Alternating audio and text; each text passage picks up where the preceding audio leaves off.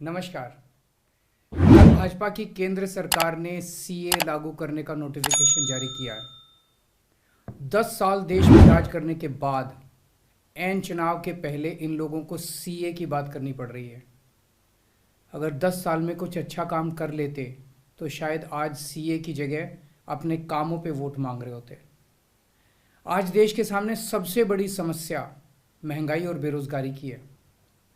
किसी को भी घर चलाना मुश्किल हो रहा है, इतनी ज़्यादा महंगाई हो गई है, कमर तोड़ महंगाई हो रही है।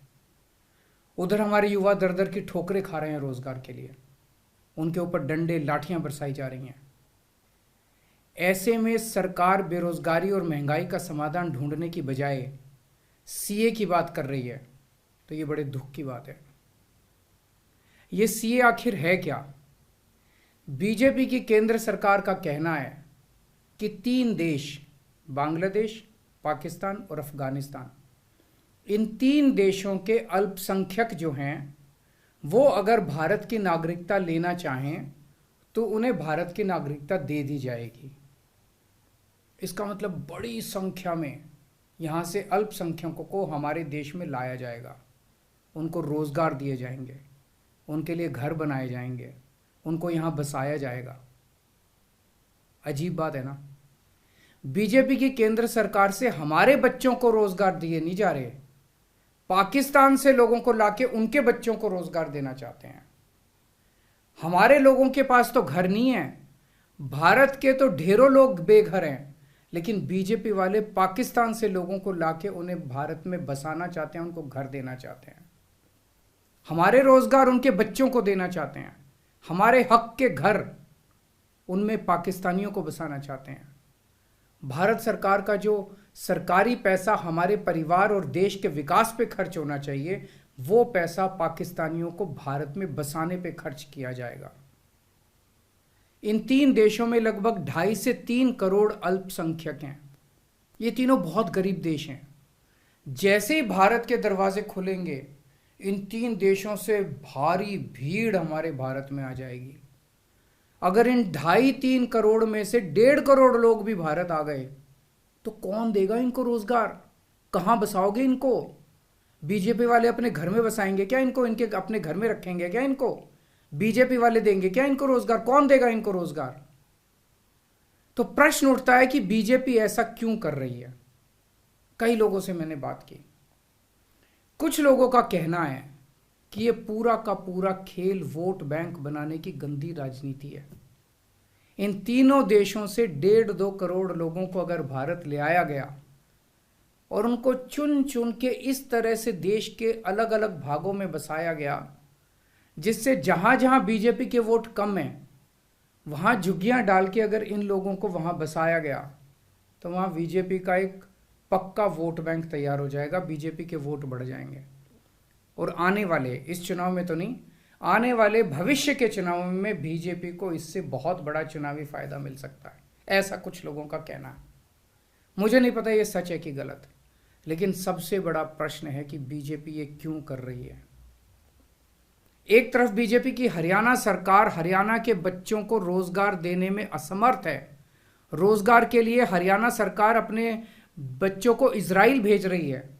इजराइल में हम सब जानते हैं कि युद्ध चल रहा है, हमारे बच्चों को युद्ध में धकेला जा रहा है। अपने बच्चों को तो रोजगार है नहीं और पाकिस्तानियों को भारत लाके उनके बच्चों को रोजगार देना चाहते हो। मेरी तो ये बात बिल्कुल समझ से परे है।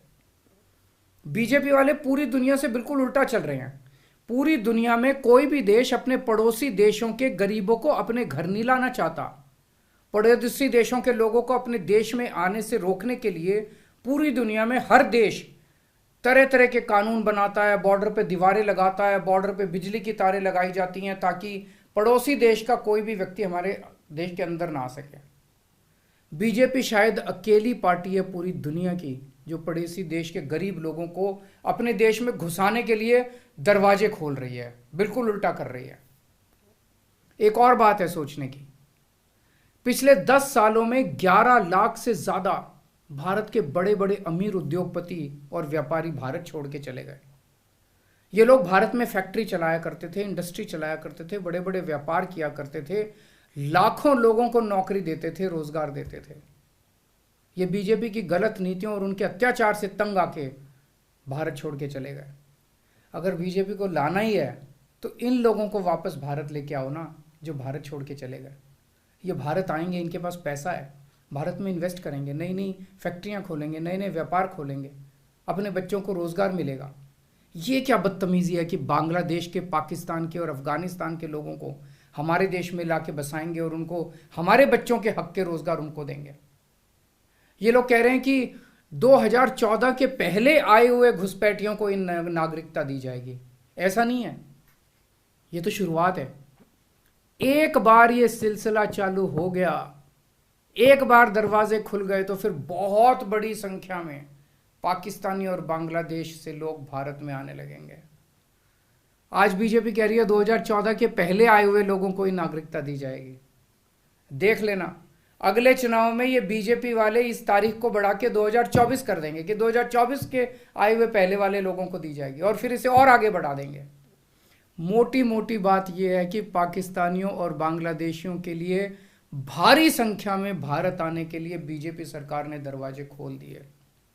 ये देश के लिए बेहद खतरनाक है, और इसका सबसे ज्यादा खामियाजा उत्तर पूर्व, नॉर्थ ईस्टर्न स्टेट्स भुगत रहे हैं, खासकर आसाम।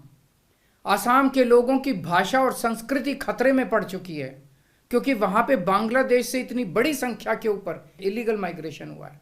अब बीजेपी कह रही है कि इलीगल माइग्रेंट जो आए हैं उनको हम नागरिकता देंगे, उनको हम बसाएंगे, आसाम में बसाएंगे। आसाम के लोग बहुत नाराज हैं। एक तरह से देखा जाए तो हेमंत बिश्व शर्मा जो बीजेपी के मुख्यमंत्री हैं, उन्होंने धोखा दिया अपने लोगों को। अपने असम के लोगों की खातिर उन्हें सीए का विरोध करना चाहिए था।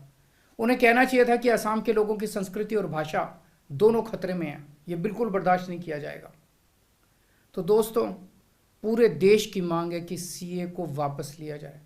हम किसी हालत में अपने बच्चों की नौकरियां, अपने बच्चों के रोजगार दूसरे देश के लोगों को किसी हालत में नहीं देंगे। नमस्कार।